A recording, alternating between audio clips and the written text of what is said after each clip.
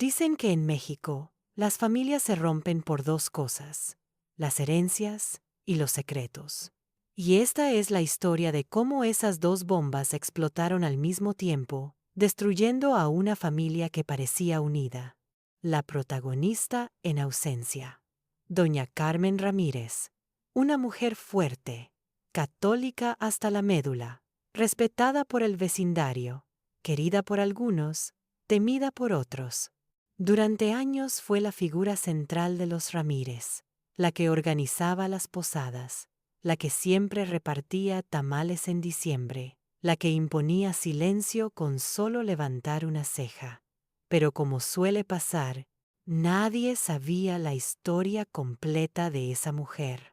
Nadie imaginaba que detrás de su devoción, de su misa de los domingos, escondía un secreto que cambiaría la vida de todos sus descendientes. El día de su velorio fue como cualquier velorio mexicano: café, pan, rezos, pero también chismes en los rincones. La casa estaba llena de coronas de flores que apenas dejaban espacio para pasar, y los vecinos entraban y salían como si fueran parte de la familia. Afuera lloviznaba, como si hasta el cielo quisiera ser dramático. Entre los llantos, las tías organizaban quién traía más café. Los primos cuchicheaban por WhatsApp y los hijos apenas podían mirarse entre ellos. Había tensión, miradas incómodas.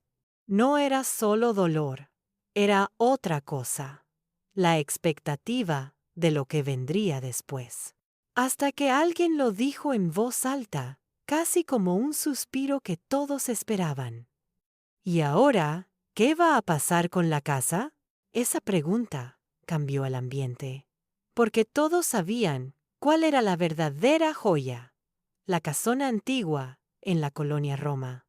Techos altos, vitrales, pisos de madera, azulejos originales, una reliquia histórica y un botín que podía asegurar el futuro de quien la heredara.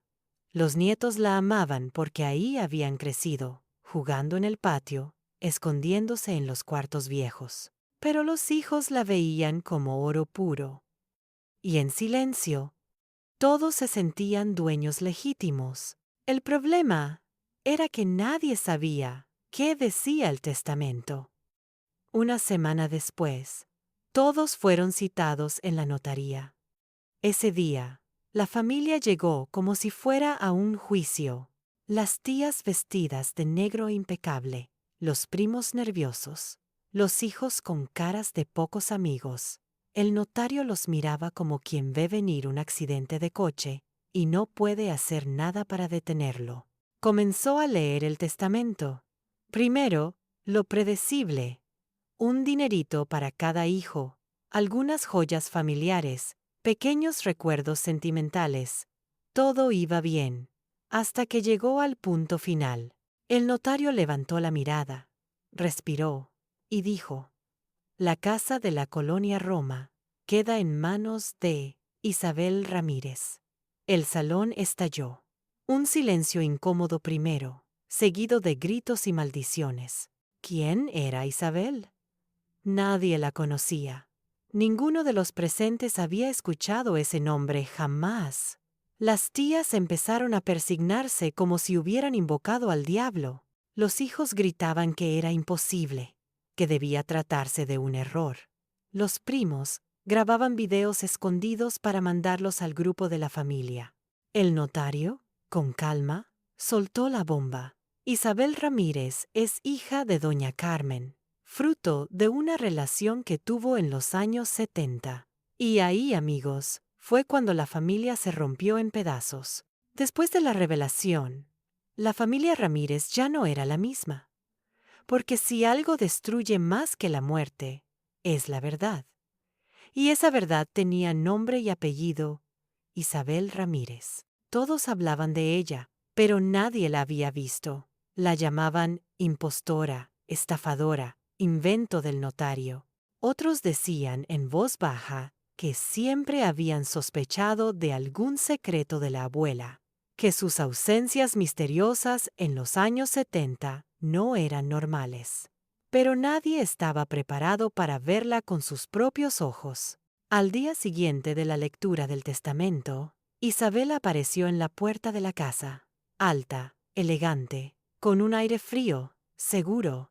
Traía el cabello perfectamente peinado, un vestido discreto y en la mano un portafolio. No venía sola, la acompañaba un abogado. La sala quedó en silencio. Todos se miraban entre sí, esperando que alguien hablara. Fue el hijo mayor, Ernesto, quien rompió el hielo. ¿Quién diablos eres tú para entrar a esta casa? Isabel no pestañeó.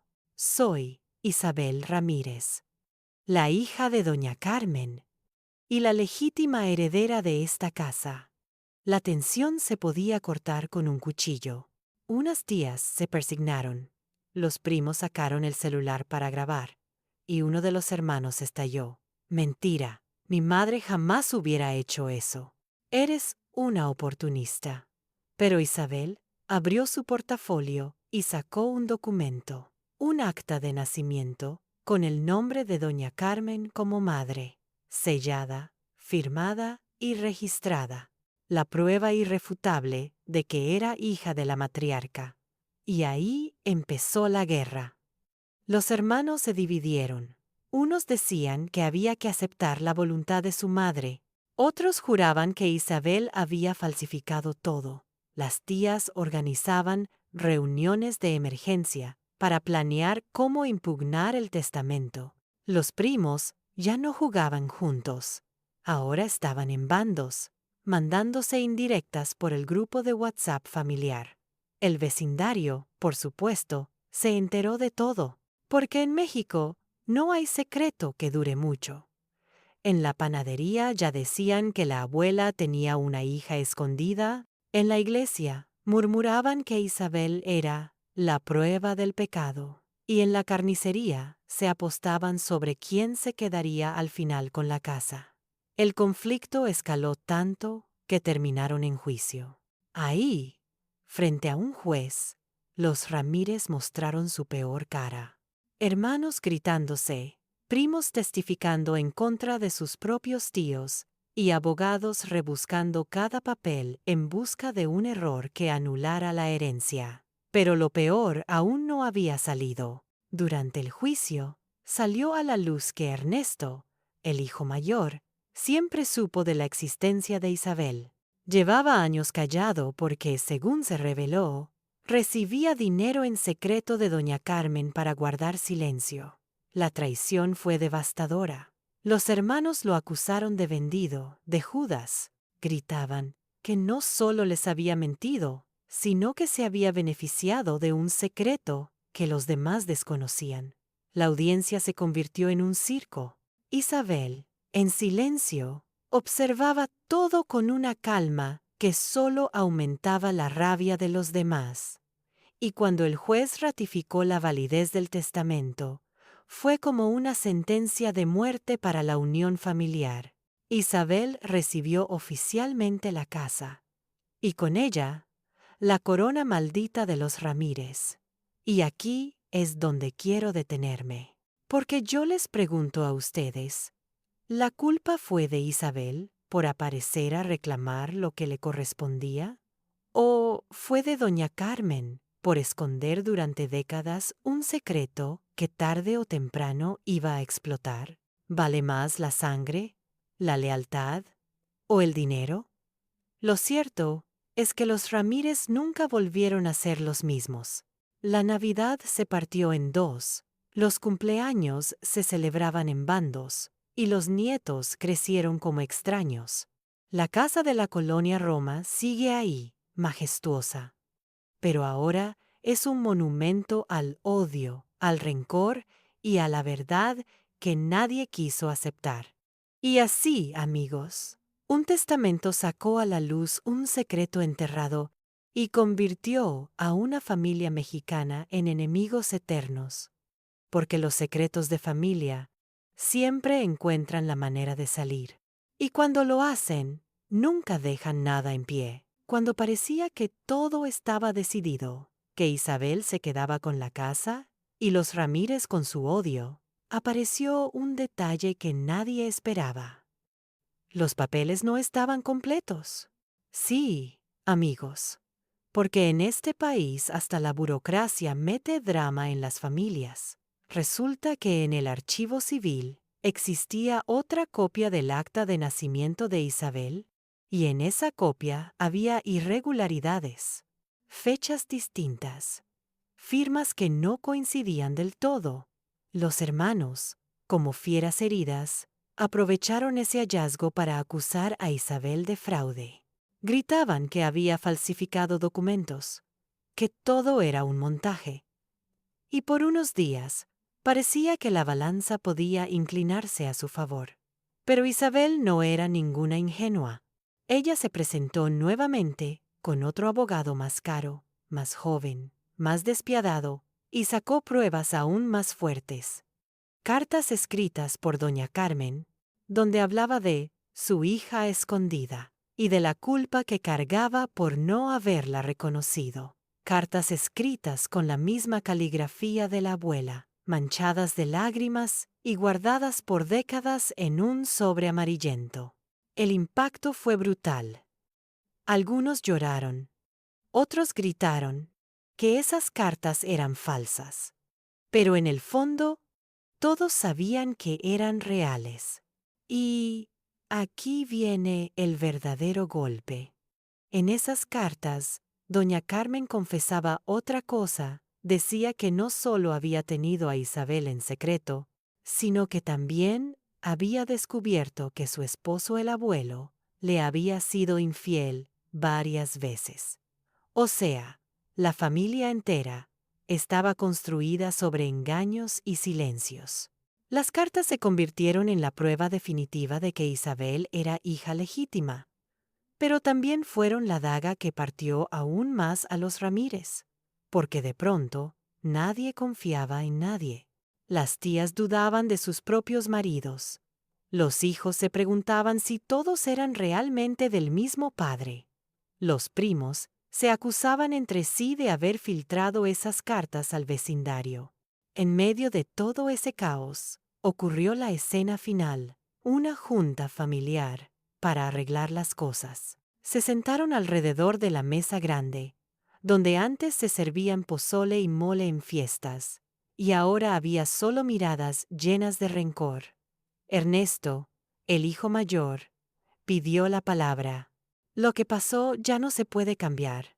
Isabel tiene la casa, pero si queremos seguir siendo familia, debemos olvidar lo ocurrido. Las tías casi se le fueron encima. ¿Olvidar? ¡Jamás! Nos traicionaste, Ernesto. Tú sabías y callaste.